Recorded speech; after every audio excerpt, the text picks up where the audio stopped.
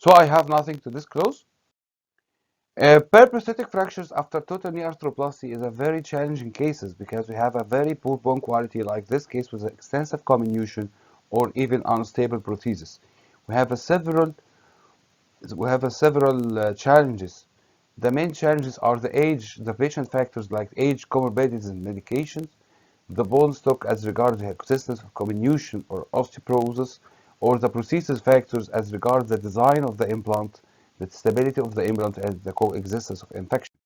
So by the end of this presentation, we should define the periprosthetic fracture after total knee arthroplasty and identify its risk factors, and to understand the diagnosis and different treatment options, and we will identify the outcome after treatment. What is the definition of a periprosthetic fracture? It simply is the fracture which lies 15 centimeters from the joint line or 5 centimeters from the stem of the prosthesis, or we have a patellar fracture either the surface or not. But by time we have cases like this, we have a fracture which divides the bone between two prostheses, in the hip and the knee. So it's called an interprosthetic or intercalary fracture, which divides the bone between two stable prostheses. The incidence of risk of periprosthetic fracture are increasing and became double in the last 10 years, and by expected by 2030 to increase by 6 folds. As you see in this table, the femur is more common than the tibia and more common than the patella.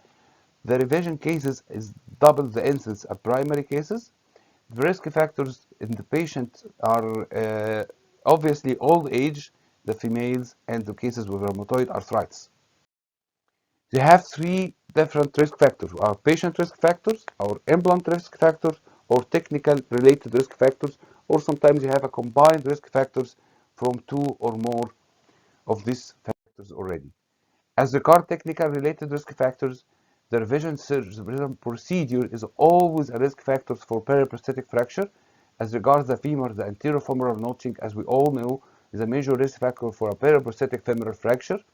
As regards the tibia, the malalignment and the component malposition is an important risk factors also, and the use of a keel tibial component or a long stem tibial component.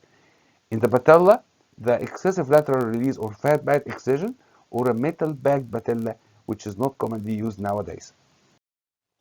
The diagnosis of a periprosthetic fracture depends primarily by anticipation, because most of the cases, like more than 80%, have a very simple trauma. Sometimes the patient cannot remember that he has exposed to trauma or not. The major symptoms are pain and instability. We have to ask about a pre-fracture pain, as if it is present, it may suggest the presence of instability or infection, which will change our decision completely. And we have sometimes the intraoperative diagnosis of periprosthetic fracture during primary instrumentation or a revision on instrumentation. The preoperative planning, we have to remember the 4 P's: are patient optimization for the comorbidities and exclude infection, and how to deal with the co-medication or the cognition states, pain control, proper radiograph, and always we have a plan B, because the coexistence of infection or loosening, or sometimes we need a bone graft. The X-ray, we have to scan the whole bone, because sometimes you have a periprosthetic fracture like this, and you find a hip prosthesis or hip implant in the hip like this, in this case. The fracture personality is very important. The bone quality, we have to comment about it, and stability, prosthesis of and its design. The CT is preferred to be done in every case, because we could detect an occult fracture, the existence of osteolysis, the bone loss, and you can have a better comment about the rotation of the prosthesis. So we have three main options for treatment: non-operative treatment, osteosynthesis, or revision arthroplasty. The non-operative treatment is not used very widely nowadays, but it could be indicated in non-displaced fracture in stable prosthesis or cases with severe comorbidities, or stable patellar fractures with intact extensor mechanism. It could use skeletal traction or splint or cast, but remember that we have a high risk of non-union, malunion, and secondary surgical procedures. The revision arthroplasty obviously could be used when we have an instability or have a loosening, like in this case, or we have a pathological fracture, or a coexistent ligamentous instability, or we have a lot of comorbidities which don't have too much chances for anesthesia. But remember that if we have a periprosthetic fracture and we use revision arthroplasty, we will sacrifice the whole fracture segment. So it is not an easy task. Usually, the revision arthroplasty options needs constrained or semi-constrained prosthesis. We may use a mega prosthesis like this, or we need a composite by use of allografts or metal augments. The osteosynthesis is the main treatment option we have to think in every case, especially when you have a stable prosthesis or adequate bone stock and the guaranteed purchasing of screws. The treatment options or options for fixation are the plates, the intramedullary nails. Sometimes we need an adjuvant like this case with a fibular graft or something, or the use of external fixator. The plates are the working horses for treatment of a periprosthetic fracture. As we use it as a bridging plate, we have to remember the principles, restore the anatomical axis, relative stability, and bridging for the diaphyseal comminution and minimally invasive soft tissue handling. Have some modification to coapt with presence of the prosthesis or more inside, like the use of variable angle LCPs, which have freedom by motion by 30 degrees, or the use of a locking attachment plates, which can attach the plate for more secure plate fixation in different points rather than the presence of a prosthesis, and we can use a monocortical screws like this. So we have some technical tips about how to fix the periprosthetic fracture. Number one, the position. Don't forget to do a polyester or something to flex the knee to avoid extension malalignment. Sometimes we need a double plates like this, either in the femur or in the tibia. The plate length should be adequate, at least 3 times the fracture segment in a comminuted fracture, or 8 times the fracture segment in a simple fracture.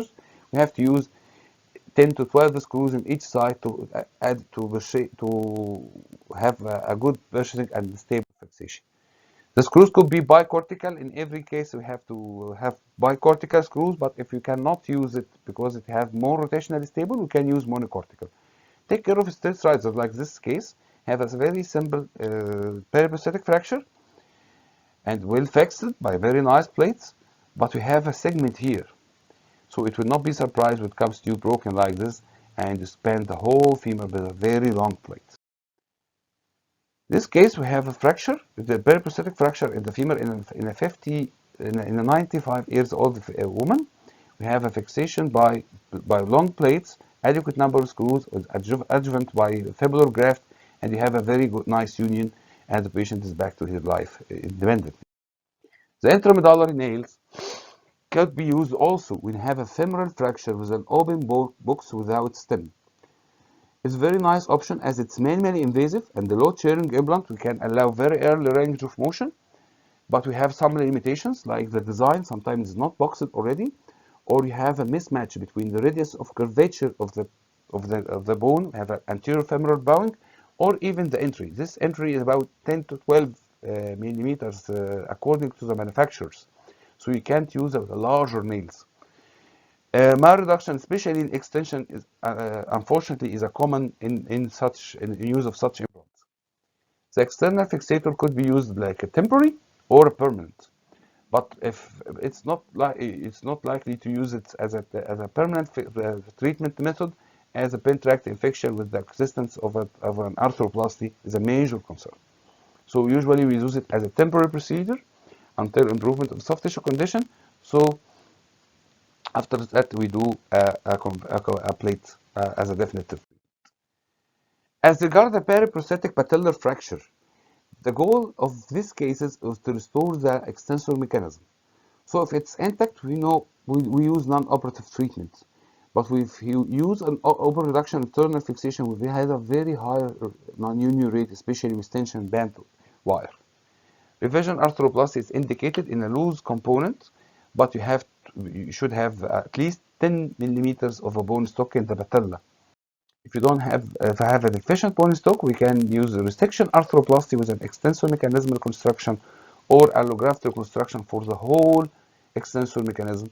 but unfortunately, such cases have a higher complication rate. What about the outcome? If the union rate is about 90%, the locking plate has a better results than the traditional plates, but if we compare plates and nails, we have no significant difference in union time and union rate or operation time and even complication. What about the revision arthroplasty? Revision arthroplasty is associated with a more patient satisfactory outcome. The 4-year survivorship of the implant is about 87% of cases.